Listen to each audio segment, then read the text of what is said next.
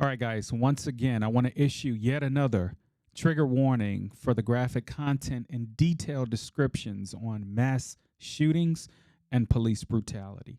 Let's get into it.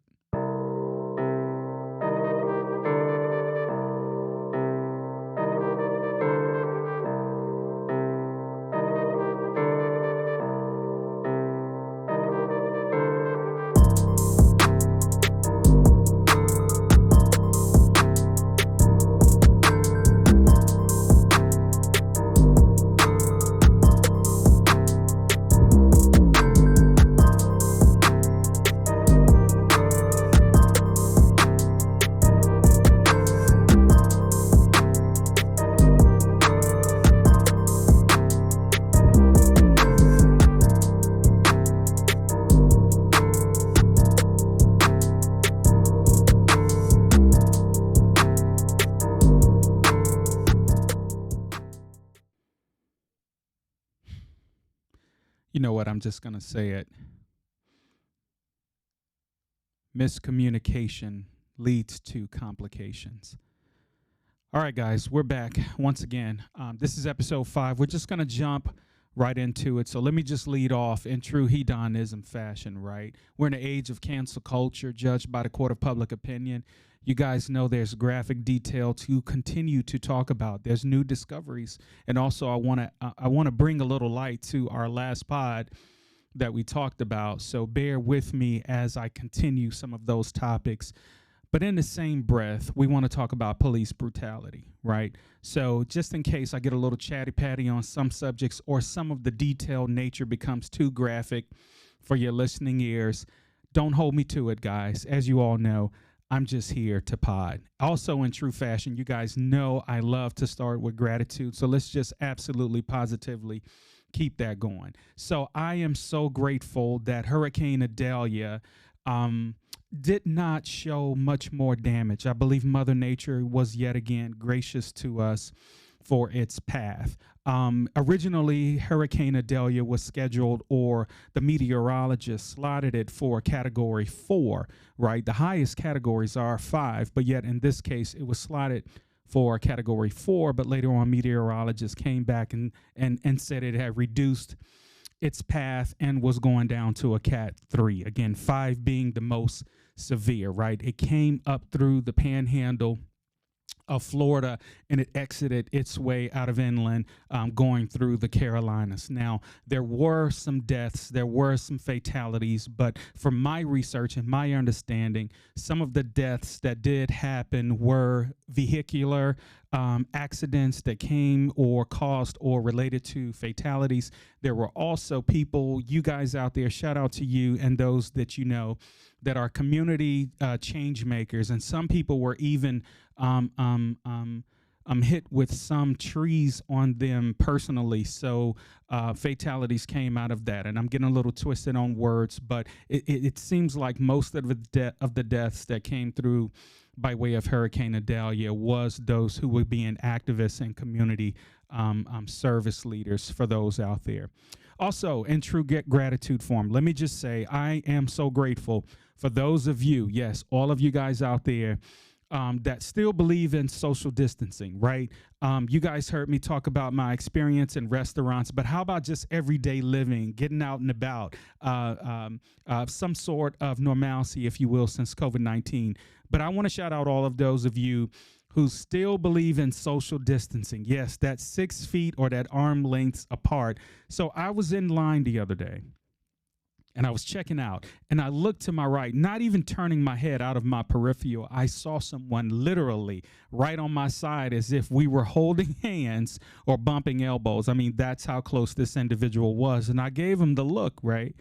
But outside of that, guys, don't be so anxious. Don't be so in a hurry. Don't be so arrogant with your top-notch egos where you're in someone else's space, right? You never know if that person is carrying viral bacteria that can possibly by human moisture or anything. I'm not a representative of the Center of Disease Control, CDC, or I'm not even a medical profession, but I think we were all enlightened and educated. Shout out to Dr. Fauci.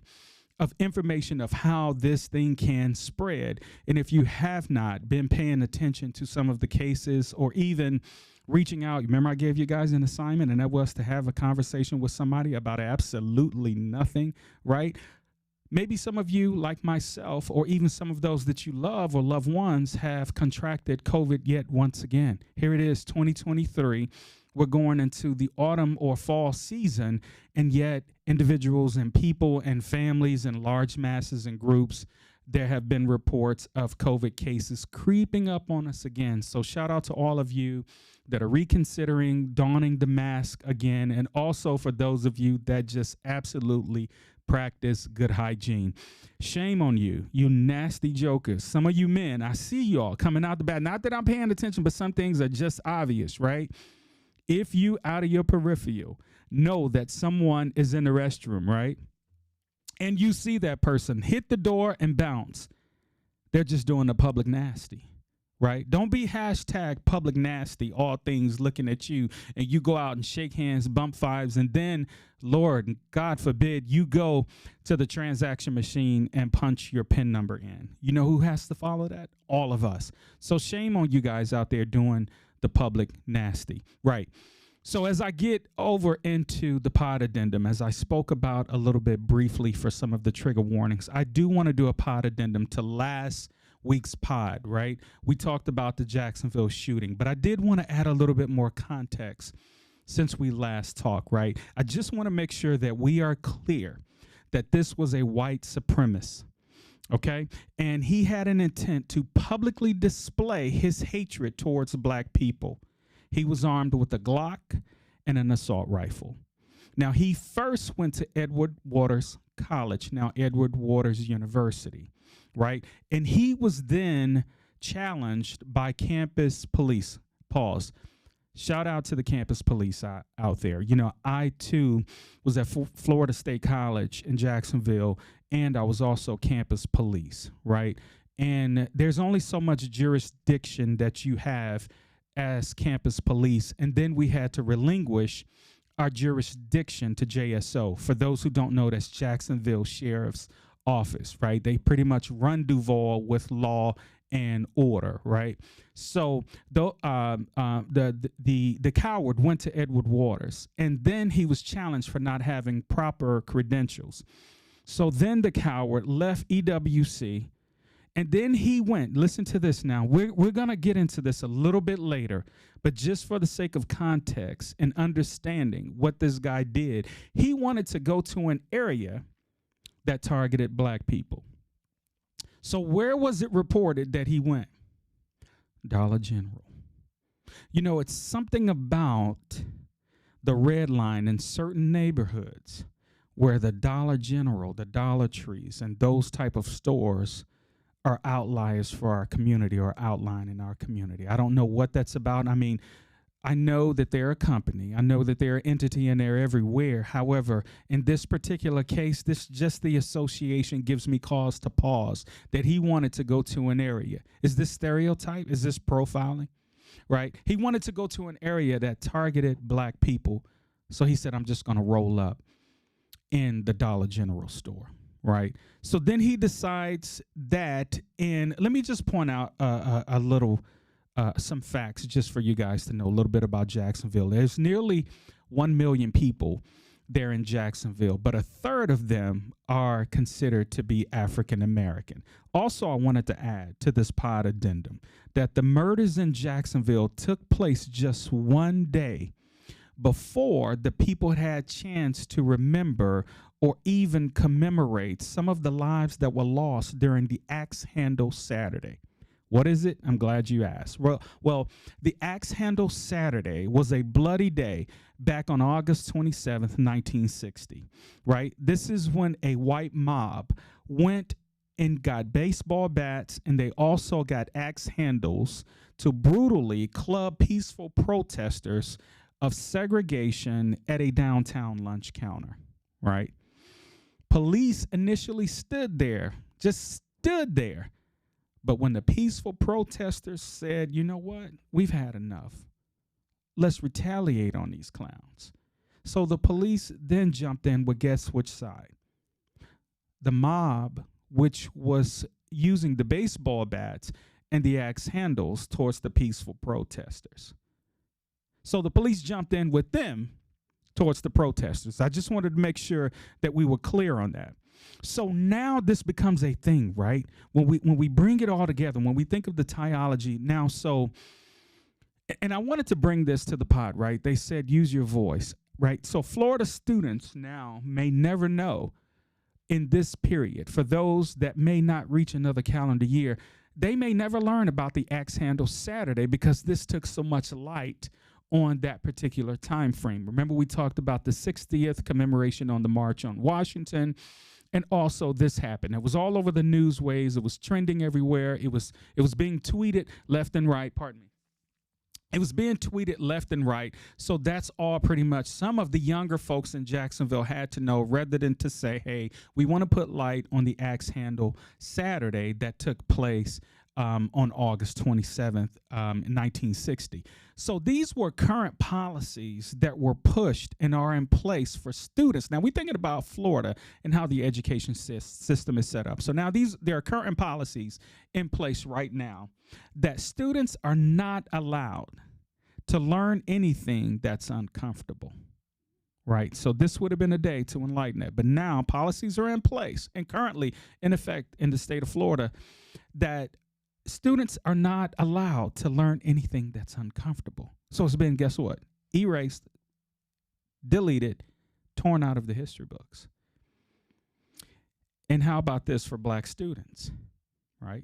That they have to learn in this particular setting that slavery had its benefits. So it doesn't matter if it's uncomfortable for them, but now black students have to learn that slavery had its benefits, and even if that makes them uncomfortable and miseducated.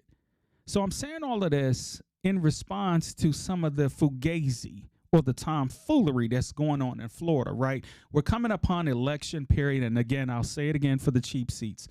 I'm not here to sway your vote. I'm not here to tell you who to vote for, but what I am saying is get up off your hiney and go to the polls. Our ancestors fought, bled, and died for our ability and our right to vote. So get out and vote. Get out and vote. If you do not know, there is a search engine called Google.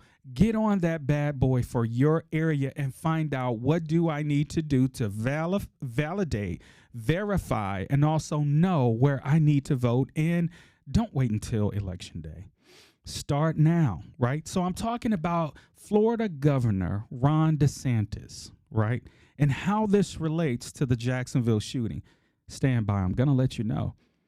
So could this be why he got a negative response? Like, this cat had the audacity.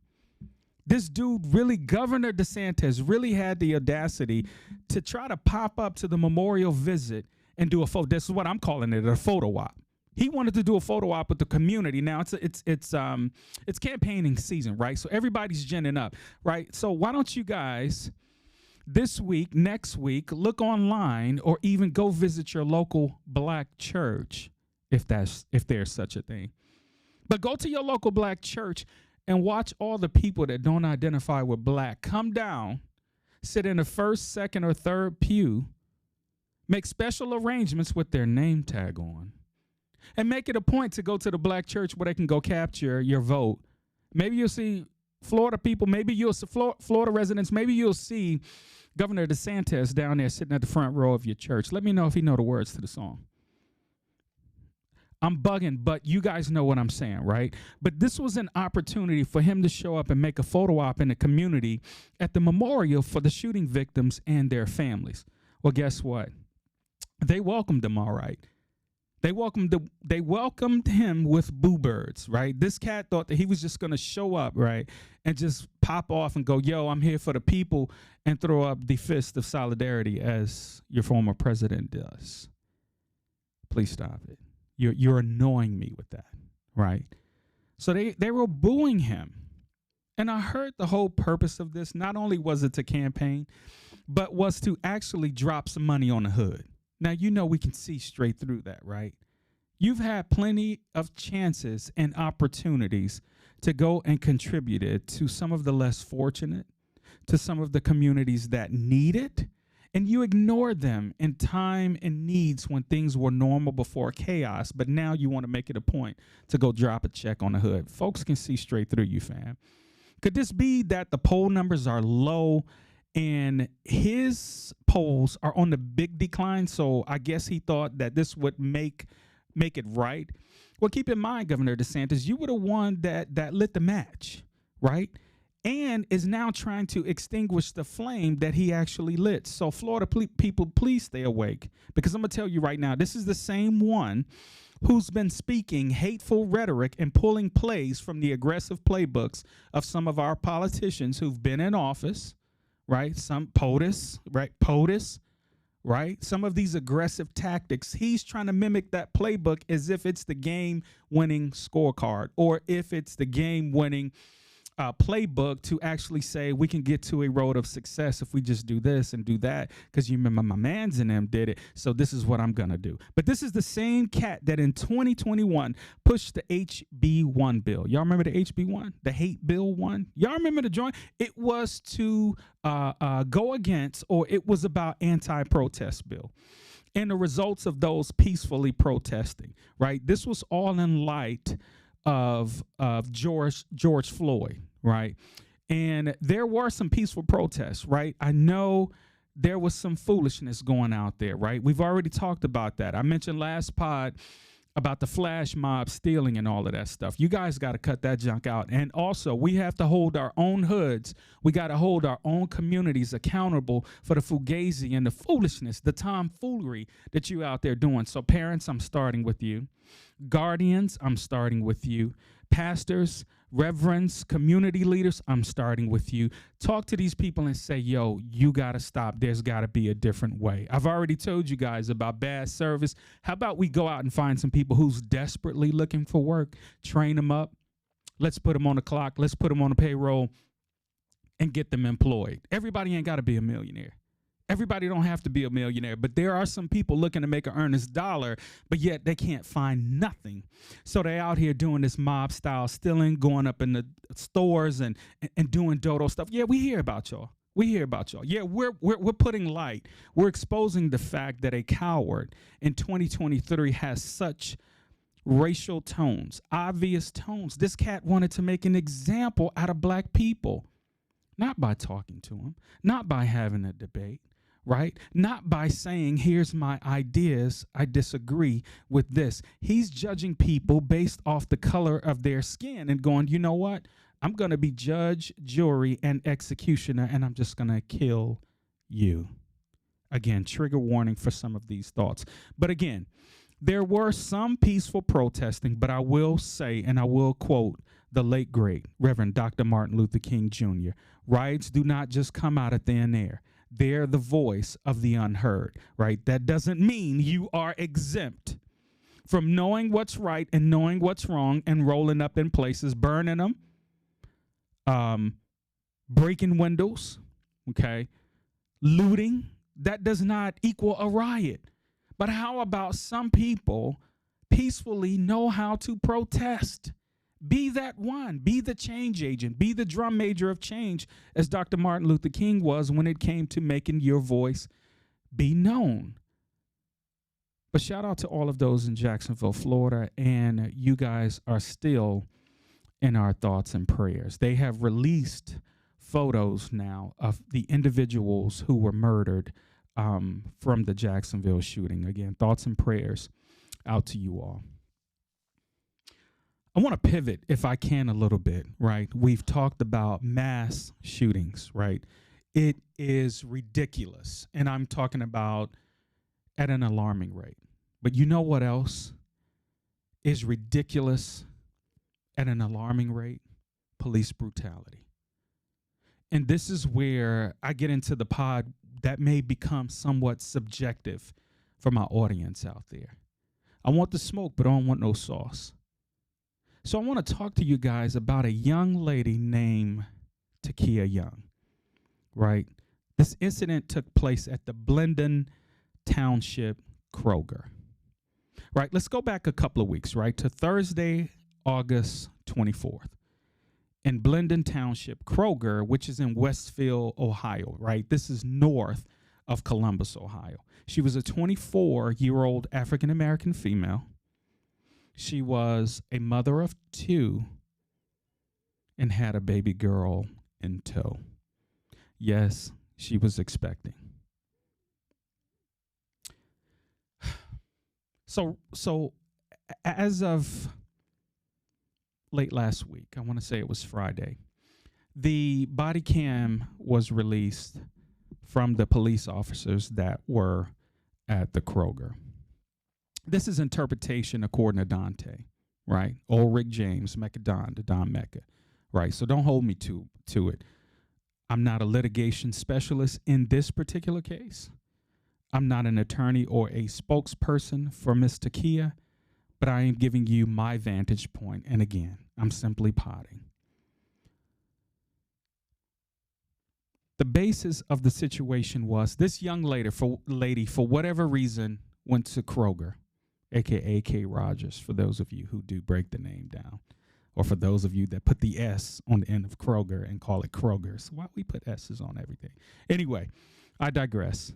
And I'm keeping with the serious topic. I'm really, I told you guys I'm tired. I'm sick and tired. But yet I want to talk about some of these things just to bring light of these things still exist, right? Do you remember number 7 took a knee on the sideline? Number 7 took a knee on the sideline and they killed the man, right? He's now not working in the NFL or have reached a retired status in the NFL or is not on any pub that has anything to do with the NFL. Crest, Nike, but not the NFL. All because he wanted to peacefully protest. We may come back to that because we may see some of this in the up and coming days, but I'll get more into that as we get on. 24-year-old African-American female, mother of 2 with a baby in tow. She went to Kroger. Don't know what she was getting. But as the lady was either out of the store and made her way to the car, that's angle 1. Here's angle 2. There was a police officer on the premises of Kroger at the Blendon Township Kroger, right, in Westerfield, Ohio. By way of the police body cam, this officer was doing a pop lock. And for those of you that don't know what a pop lock is, it's pretty much like a blood pressure cuff that goes on your arm, except for it goes in reverse fashion, right? It expands. So he's pumping and pumping and pumping with this cuff inside of this car to pop the door open. I'm guessing that, I'm speculating, right? But I'm going to go worst case, maybe emergency situation. There was a dog in a car, a lady left her purse in a car, a baby was in a car, or at the minimum, keys were left in a car. What keys lock in a car this day and age? Maybe an older car, maybe a car early 90s that doesn't have chips in the key fobs. So let's just take that for the sake of narrative, all right? So nonetheless, the officer was protecting and serving, I guess, or serving his community by popping the lock. I thought that police officers were not supposed to do that, only certain individuals. But anyway, I'm going off on a tangent. But nonetheless, the body cam showed the police officer pump, pump, pump, and he was actually trying to open the door for a vehicle that was in the rear of where Takia was parked. Okay. From the body cam, Takia was in the car, and this is the vantage point of the officer popping the lock. There was an officer 2 on the site facing Takia's car on the driver's side. All right. I'm still at vantage 1 from officer 1, looking at the second vantage point of officer 2. I hope you guys are following me. Officer 2 knocks on the door, of course, with the good old John Wayne, hand on the lower extremities, right, near the mid part or waistline area. I'm not saying that he was drawing, but he had his hand there. And I want to say it was his left hand ready to draw, his right hand was knocking on the window, or vice versa. Okay, I think you guys are following me. So the body cam of the officer number 2 showed him knocking on the door, saying, "Get out." If I have it correct, the officers asked Takia to get out of the car more than 5 times. She refused. I'm paraphrasing, but something to the degree of Vantage 3 of Takia while she was in the car was, "What did I do?" And you guys know that millennial tone. It sounds entitled, but in this case, was it distress or was it that tone of entitlement? What did I do? I ain't still bleep. Right there. Now let's go back to the announcing of the Kroger. The Kroger had obviously called the police, and the dispatcher came on the O2s of the radios and said, someone stole, listen at this, some alcohol and is in a car. So the police officers then go boom, boom, boom, boom. Get out the car, get out the car. What did I do? I ain't do nothing. They said you stole something in the store. I didn't steal bleep. Get out the car. 3. Get out the car. 4. Let's go back to Vantage 1 of the Officer 1. He then ignores what he's doing and he goes to assist Officer 2. Not only does he assist, he takes the spread approach to, I guess, assist Officer 2. He stands in front of the hood of the car. If you're in the car facing out, he's in front of the left light. So he's in front of the left quarter panel and the right of the hood if you're facing the car, but the left of the hood if you're in the car facing out.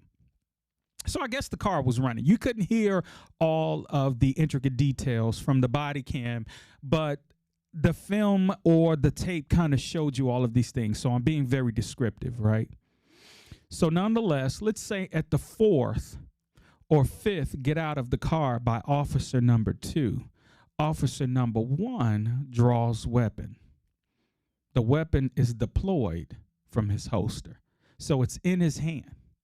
Can't remember if it was right or left, or nonetheless, but the body cam shows the weapon in his hand. Not sure what other conversations went on other than get out the car. We need to talk. We need to talk to you. Now, this is just the vantage point of me. There's been so many situations where there have been tactics given to black people. And it seems like, and I've been in these situations before, we'll get into that another day, but this ain't about me, not too much on me. This young lady was either shook by fear of a police officer at the sight and at the tone and tenor of where she was that she reacted.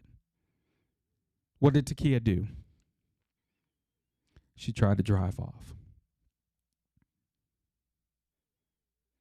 Officer 2 that was at the front of the car fired through the front windshield. The car slowly rolled.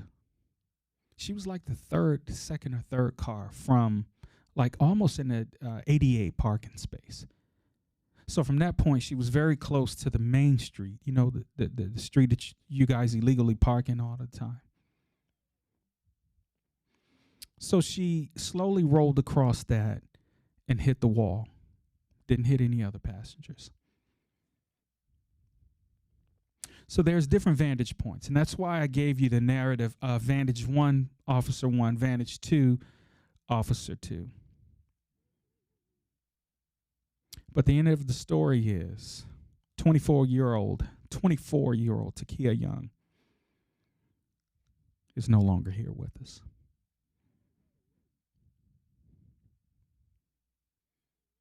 So I got questions. Well, let me continue, right? Because this thing continued, and when the family requested the tape, they not only wanted to see the tape for themselves, they wanted the tape to be public. You know, guys, how I lead with court of public opinion? If you want to reference Emmett Till, the C, the witness of the foolishness. I'm pretty much guessing that's what the family wanted to do. Bring to our attention of what happened.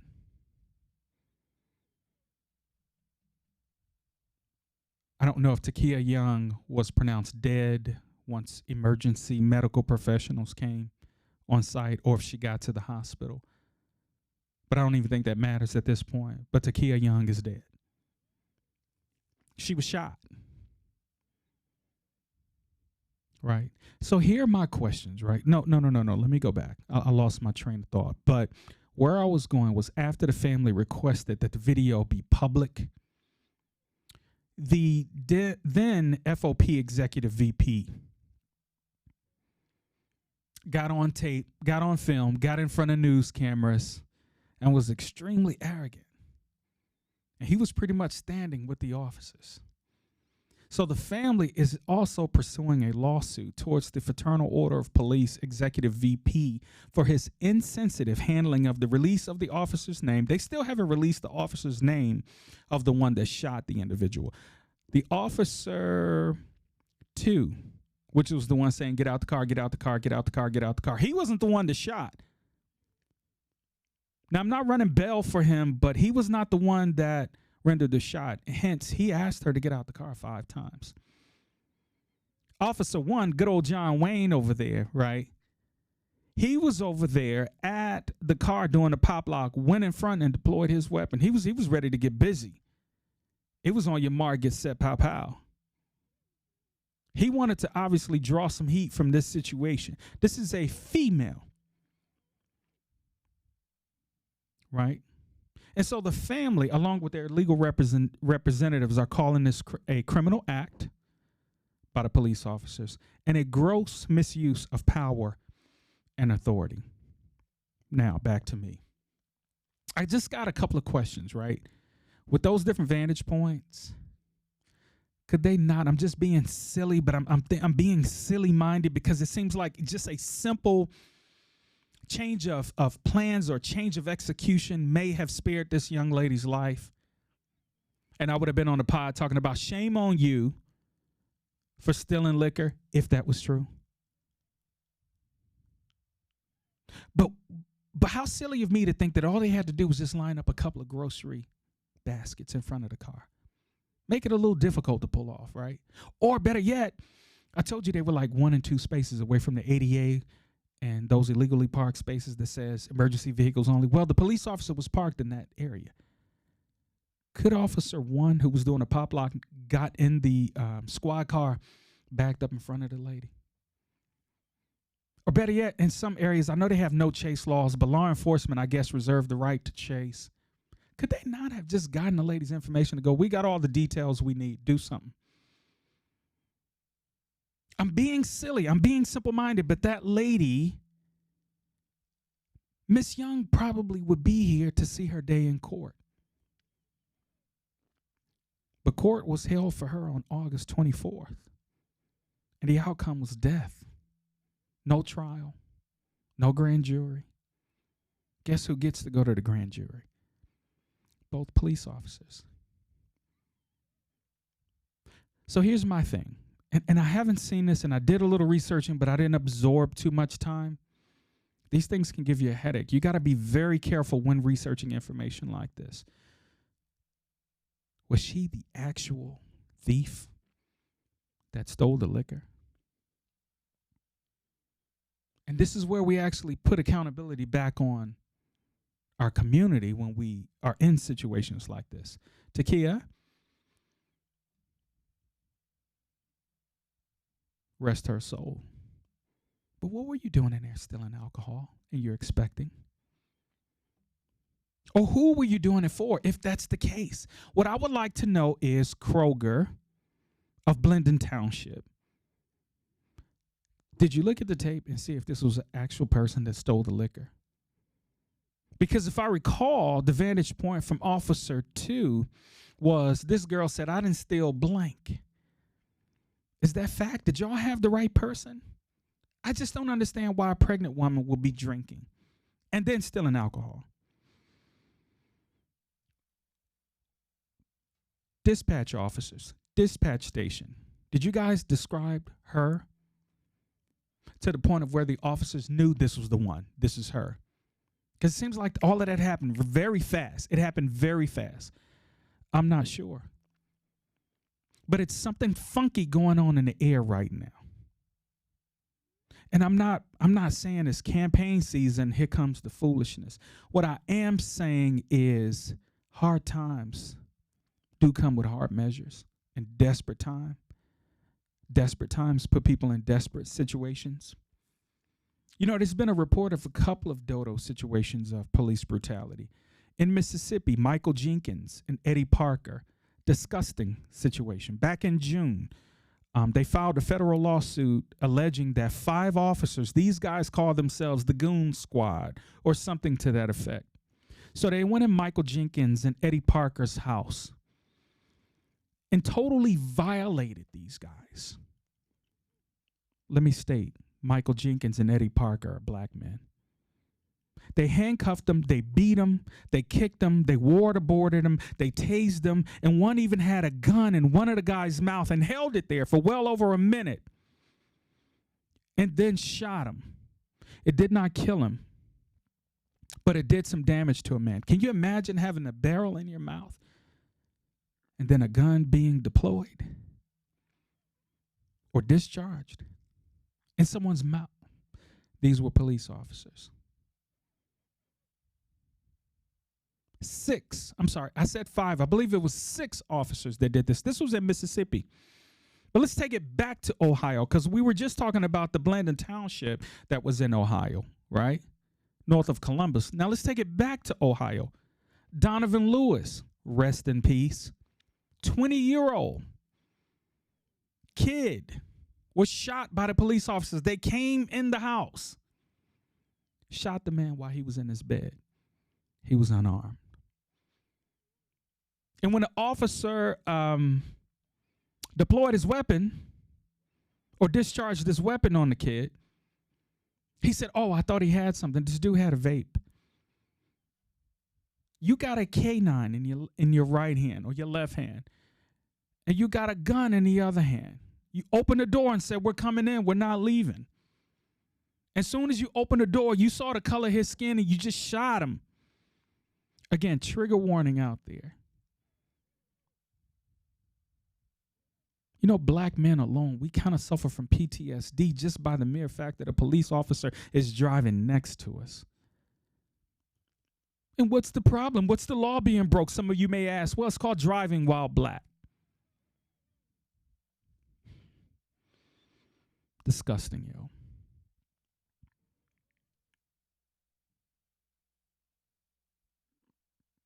Thoughts and prayers to all of those affected, the families and communities. Please heal, please get better, and use your voice. You know, this brings me to the attention of one artist who's been hit or miss lately, but very profound when it comes to hip hop, female MC, lyricist, songstress, actor. She's pretty much a thread in anything she touched, but I'm talking about the great Lauryn Hill. And I just want to drop some of the lyrics that came from one of her songs, Lost One. It's funny how money changed a situation. Miscommunication leads to complication. My emancipation don't fit your equation. I was on the humble, you on every station. And just a little bit more from the song. It's too much to get into. I may get a little crunk if I get into the whole song, but just another excerpt. You might win some, but you just lost one. Gained the whole world for the price of your soul. Trying to grab hold on what you can't control. Wisdom is better with silver and gold. I was hopeless. Now I'm on Hope Road. The Miseducation of Lauryn Hill. That joint was released back in 1998. Won approximately 5 Grammys, I believe. But this brings me to the topic of miscommunication leads to communication. What communication had been rendered to have this young lady alive, to have this young man who was shot in his bed alive? Miscommunication leads to complication. This also brings me back to, Denzel, he's not just an actor. I want to call this man an activist. If you put a mic in front of him unexpectedly, he bodies any interviews to the point where you got to bring him back and go, hey, can you explain this a little? Can you speak a little bit more about what you said? We caught you on a red carpet, but you dropped something, and it was a heater. So can you just dive into that a little bit more, Mr. Washington? And it takes me back to when Denzel bodied a reporter on his political views. You know how they always trying to catch an actor off guard and throw some political jargons or questions to that particular actor and see where they stand during campaign time. Now, this was a while back, but something was alleged on Denzel, and he said, well, you know what? He went around about but taught without teaching. He said, and I quote, if you don't read the newspaper, you're uninformed. If you read it, you're misinformed. If you don't read the newspaper, you're uninformed. If you read it, you're misinformed. And then he went on to mention about information, right? Having too much information. What is the long-term effect on too much information? He said, well, one is the effect of the need to be first. It's no longer about being true. I tell you guys all the time, the only attire you need to join the heDONizm podcast is not materialistic, but it's your truth. Why? Thank you for saying it. Because it looks good on you. Lies stink. The truth looks good on you. So one of the effects is the need to be first, not even to be true anymore. So the responsibility now lies on us not to be first, but to be true. Let's be first. We don't care about the truth anymore. We don't care who gets destroyed. We don't care who gets canceled. We just want to be the first to put it out there. But the man closed with this. So if you're out there pushing junk, if you're out there pushing lies or untruths, whatever you practice, anything you practice, whatever you take to practice, you'll be good at it. Miscommunication leads to complication. Whatever you practice, you'll be good at it. Now, if I can just shift a little bit, more on a lighter note. Been talking about some hard topics these last pods, but this is more on a lighter note, but yet, whatever you practice, you'll be good at. Roy Johnson. Sir, my man, brother, have several seats, okay? This is, if you guys have not heard, or if you're looking for some good entertainment, I wanted to get into something else, but I feel like time has lapsed, and I'll talk about it another day. But I wanted to talk about the strike, the SAG strike, right? And how we're embarking upon bad TV. Like, we no longer watch TV episodes and go, boom, I just gave you 60 minutes plus with commercials included, and I'm going to catch episode 2 next week. And then we come back 3 the following week, yada, yada. Now, you know what we're doing. We're waking up on Saturday, hot breakfast, you know what I'm saying? Little coffee, little Java, right? Little something in the cup. And we're binge watching our favorite episodes. But guess what? We're getting ready to embark upon some bad TV. And I was going to make a big campaign to get all of you to please go out and support your local theaters. You guys know the cinemas, the place that you used to go to the movies. I was going to advocate that you guys please save the cinemas by going out and watching movies in a theater. But now because of the strike, you're going to see less or half-baked movies being put out or no movies at all. The backlog is running dry. We'll get into that another day. But Roy Johnson, have a seat. But at the same time, you are an interesting human being. I would love to sit down and talk to you at the heDONizm podcast. I know my numbers are mad low, but I'm still going to kick it in gear. I'm still going to crank this bicycle to get it up the hill, right? Because I'm carrying a lot of weight, and I'm up for the challenge. I'm here for the smoke, but don't want no sauce. So with that being said, Roy Johnson, if you're out there, if anybody knows this cat, please tell him come holler at your boy. On that note, everyone that can hear me, everyone that can see me, please like, please comment, please subscribe. And I'm adding a new one to it. Please don't be a hater. Some of you out there are watching, but are not clicking the like, or you're not subscribing. I need that.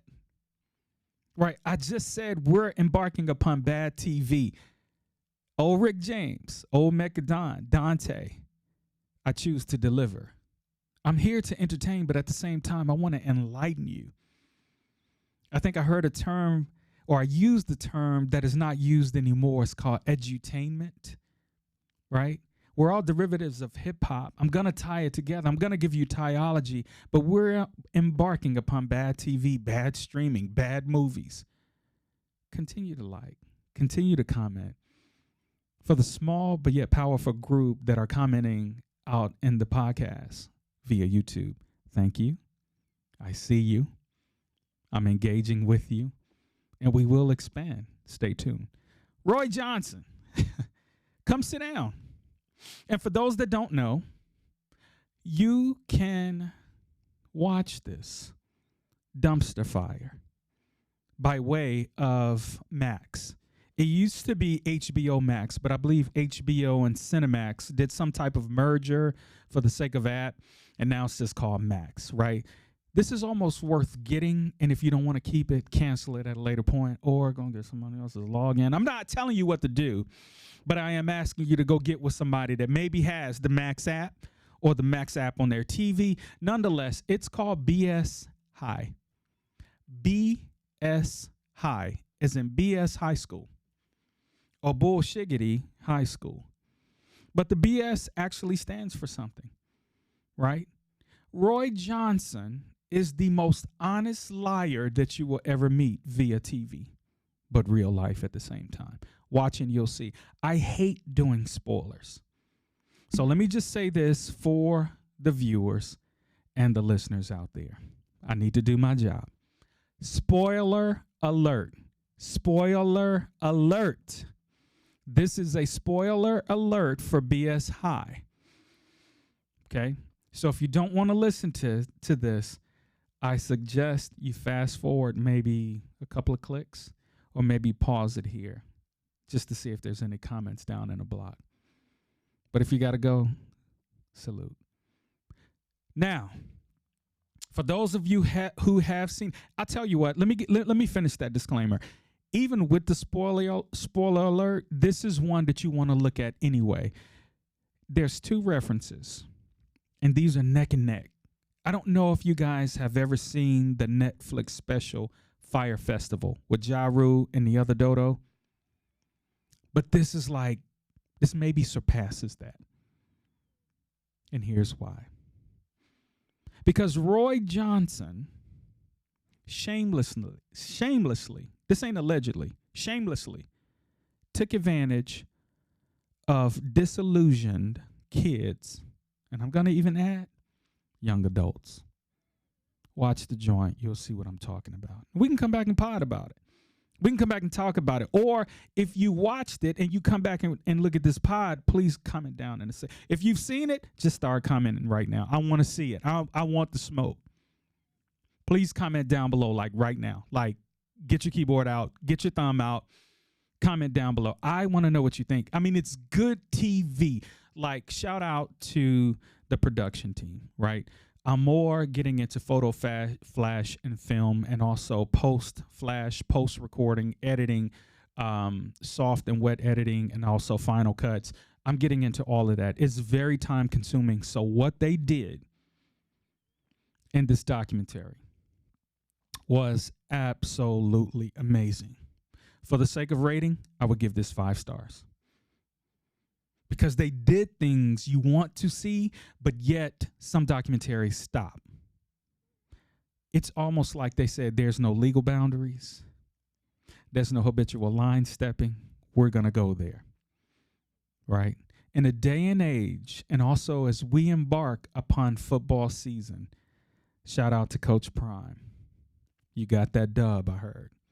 You got that dub. You got that dub. But I'm going to tell y'all what that's about. You know what it's about? Shout out to Eddie George. 27. What up? What up? What up? What up? That's my guy. What up, Ed? I enjoyed seeing you compete against Notre Dame. I'll keep it cute. But my man Ed, it was so good seeing you guys stick your chests out and go to battle against Notre Dame. Some big dogs. And they look decent for the most part. Shout out to your son. I saw him on the sack. Cold-blooded. I love it. I love it. I love it. But I digress. Shout out. And I'm saying these two because these are guys, these are what I call fearless change agents. Coach Prime and Eddie George. Eddie George is at the Tennessee State University. Shout out to the Grammy Award-winning Aristocrats and the Tennessee State University. Shout out also to Coach Prime, right? I don't really know if I'm rocking with Colorado like that, but Prime, you are one that dreams, right? We always use or always throw out "don't die with dreams inside." Coach, you are showing us that you're going to let it all out and you're going to leave it on the field. But y'all know what this is about, right? It's about daddy ball. It's about daddy ball. It starts at youth, but now you're seeing a pictorial or a visual display of daddy ball on the next level. Can't knock it if it's working. So shout out to you, Coach Prime. Shout out to you, Coach George. You guys are doing some amazing things with these young men out here. You could be doing so many other things. So I'm stopping my pod right now just to say, brothers, thank you. We appreciate you. I'm saying that because of this. Roy Johnson, you are a living human cartoon character. They don't animate them like you anymore. Like you're the joint that they put in a flip book and you just see a guy running on a page. I'll say it again. He is the most honest liar that you'll ever know.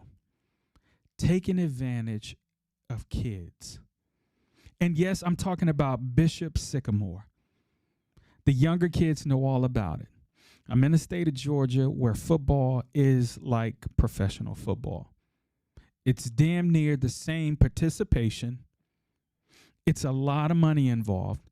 It's somewhat political, but it's very, very, very, very competitive. You got to come with your A+, not A. You got to come with your A game in the state of Georgia. Ain't seen nothing like it. You don't believe me? Just pull up to a high school game. Any of them. Just pull up to them, you'll see. But Roy Johnson, this is must-see TV.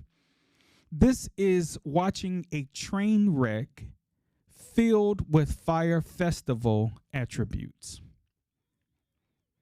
I don't want to do too many spoilers because I just don't like that. But one thing I can challenge you parents to do, whether you're married, whether you're single, whether you're a guardian of kids that are participating in sports, don't be so much to sell your soul via an avenue or a path for your kid to be successful. Here's what I'm saying without saying it. Don't cut corners. And also, the old saying was don't put all your eggs in one basket. Know that life provides options. And I remember watching 12 Years a Slave. And I learned one thing, and I took this quote. I kind of made it up, right? If it's patented by somebody or if it's quoted by someone famous, you guys comment down below and let me know. But my quote from that movie was, not all windows have opportunities. Not all windows have opportunities. We always think of the term, you got to seize this window of opportunity. Knock and the door be answered unto you. Yeah, what door are you knocking on? I'm not retorting the Bible, okay? But I am saying to be careful on what door you knock. You never know what's on the other side. And are you going to have the resistance to say, oops, wrong address? Just because you see a window, are you going to go through it and seize the moment and go, this is my time, this is my shot? All windows are not opportunities. or all windows don't have opportunities. Be careful, could be a trap. That's just what it is. Trap. Shout out to Outkast for that. But BS High. This dude made up so much junk. I think I've left enough space to talk about it a little bit. So for those of you who didn't want the spoilers, I think you have either left or fast forwarded some in this pod. This guy and his jabroni made up a lie about a high school that they were going to recruit players from several different cities, states across the nation and form somewhat of a pseudo IMG Academy. If you know about IMG Academy, they them ones. They breed athletes, and I think they specialize in soccer, lacrosse, like wrestling, baseball, and football. They could do more, but those are the core ones that I believe that they do. Don't quote me on that. But the football program is one that I know all too well of. This is not a specific high school, like a county-based, public-based, or private high school. This is a academy that they breed winners. They will beat the living crap out of you if you don't come prepared. Well, Bishop Sycamore, led by Roy Johnson. I can't even call him coach because I'm known in my community as coach because of the kids who I've coached. I'm known in my community as ref for some of the games I have refed. But you don't deserve to be called coach. See, me as coach doesn't come with my name. It doesn't come with my birth name. Some people just call me coach and really probably forgot the enunciation or how to pronounce Dante because I've been called coach so naturally. But coach is something you earn. Shout out to Bomani Jones. Bomani Jones, I think he was called the pundit in this show. Let me just pause here real quick. Bomani Jones should be on ESPN or FS1 with his own show. He had his own show, but they took it off so fast. Bomani is intelligent, like world facet intelligent. He's just not a sports analyst. Like, this dude knows stuff. I love to hear Bomani Jones talk because he does it so naturally and he doesn't sugarcoat. He'll body you in a debate and we'll look back at you and go, my bad. Not really. Love Bomani Jones. Right?